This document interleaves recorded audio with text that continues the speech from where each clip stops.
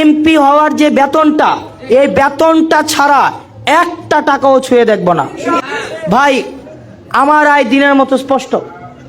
আমার আব্বা রাজমিস্ত্রি কাজ করতো, 22 বছর বিদেশ ছিল, ওমানে ছিল, দুবাই ছিল, সৌদি আরবে ছিল, এরপরে হচ্ছে আবুধাবি শহরে ছিল, যেটা হচ্ছে আপনার ইয়ার শহর, আরব আমিরাতের একটা শহর।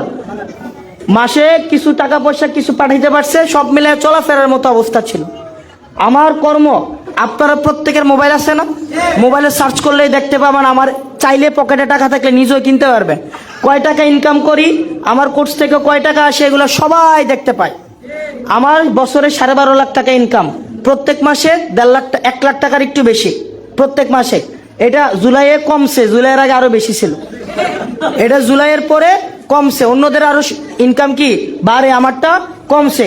সব মিলায়ে আমার সম্পদ আছে 50 লাখ টাকার। আমি আপনাদের কাছে একটা কমিটমেন্ট দিয়ে গেলাম, আজকে যদি নির্বাচিত হইতে পারি, আমার জীবনে আমি কোনোদিন কন্ট্রাক্টারি করব না।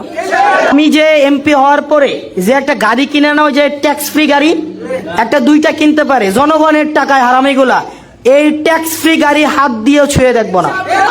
এবং এমপি হওয়ার যে বেতনটা, এই বেতনটা ছাড়া একটা টাকাও ছুঁয়ে দেখব না।